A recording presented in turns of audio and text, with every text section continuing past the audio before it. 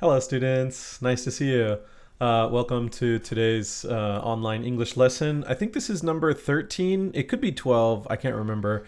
My hair is a little. I've been sweating a lot today. It's been a hot day. Anyway, today we are going to talk about some culture that happens in America. And first, I want to ask you if this has ever happened to you.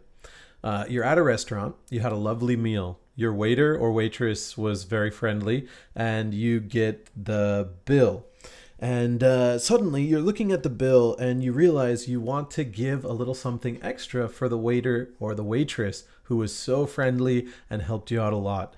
Now, what should you do? Should you give money? Should you give a present? Should you write a nice little note on the bill? What do you do? Well, if it was America, you have to give some money, and it's called tipping. But it can be very challenging figuring out how much money to give to your wait staff. So, this is a common problem in American culture, the culture of tipping. Today, we are going to read a short essay about the culture of tipping, the history, where it comes from, what people think. Then we'll go over some vocabulary and some questions too. Let's get right into it. The culture of tipping. Restaurant workers in the United States make more money than $25 billion. Sorry, let me start over. Restaurant workers in the United States make more than $25 billion a year in tips. So it's natural that people think of the custom of tipping as typically American. But it wasn't always so. Tipping didn't become popular there until after the Civil War, and even as it spread, it met with strong public opposition from people who considered it a bad reminder of old world ways. It was believed that tipping led to a master-servant relationship that was ill-suited to a nation in which people were meant to be social equals. The opponents of tipping got some important things right. They saw that tipping was an odd custom in a free market economy, and that tips had a lot in common with gifts. They truly believed that tipping was un-American. For example, the waiters needed to develop a relationship with the customer, and they had to rely on the customer's kindness and generosity. But the opponents miscalculated because these were things that in the end made tipping a powerful social norm. Why tip? When people are asked, they usually say that they tip to reward good service. Yet how much people tip is determined mainly by how much their meal cost.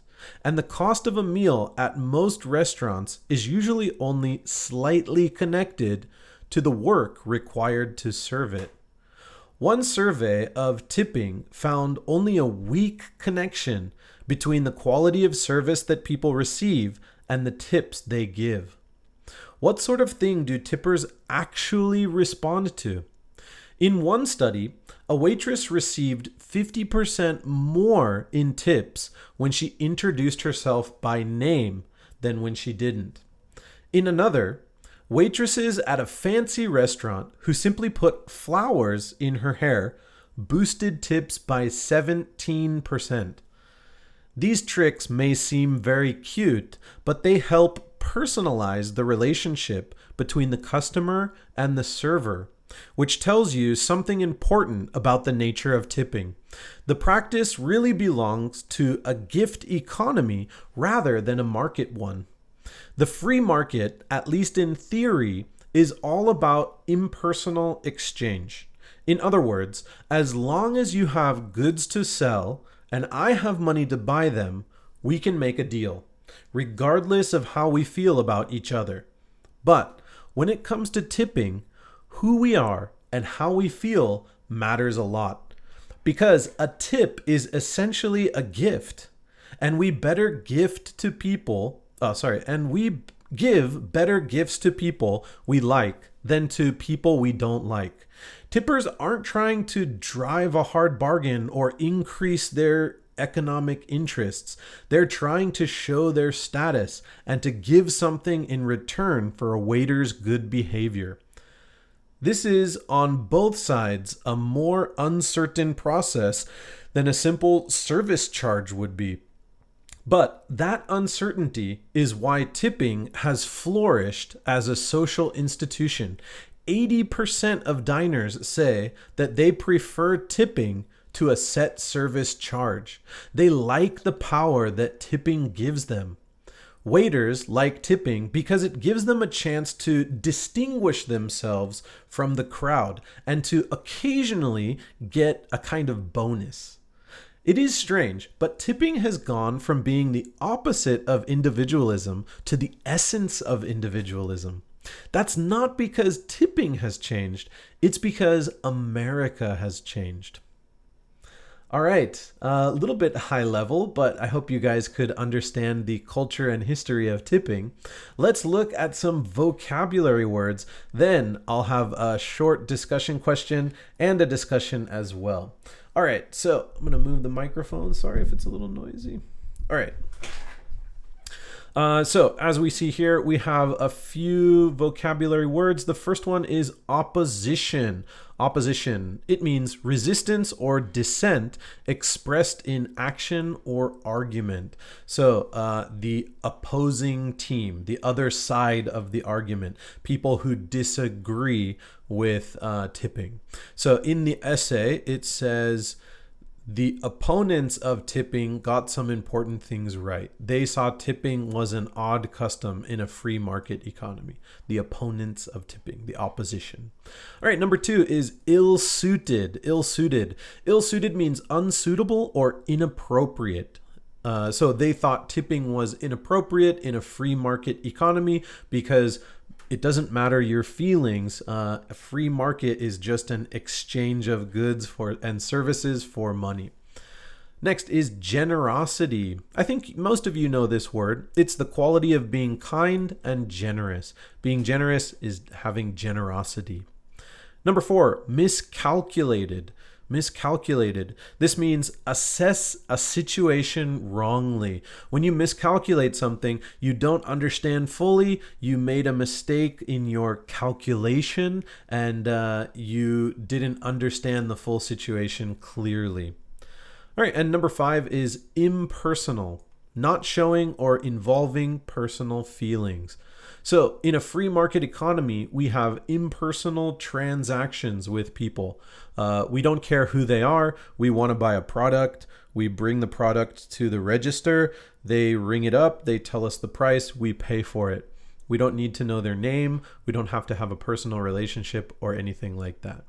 But tipping, you need a personal relationship. The waiters or waitresses develop a more personal relationship. You feel the need to give them extra money. All right, I'm going to ask the discussion questions first, and then I'll talk a little bit about my opinion on tipping and why I think that there's a few problems with it. And I'll also mention something about some kind of new style way of American restaurants.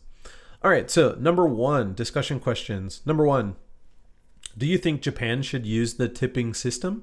Do you think Japan should use the tipping system? Number 2, when you traveled overseas, how did you feel about tipping?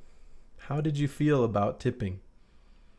Number 3, write about a friendship or connection that you have with a service staff person. This could be a store clerk, a waiter or waitress, or a sales staff or something like that.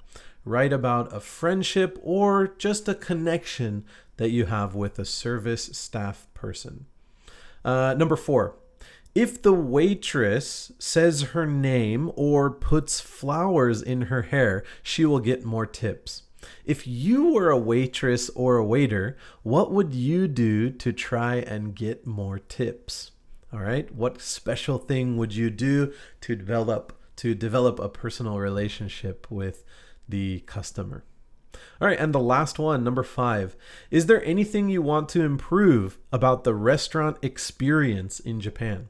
Is there anything you want to improve about the restaurant experience in Japan? So do you think that there's a problem in restaurants in Japan? And if there is a problem, tell us how would you fix or correct that problem?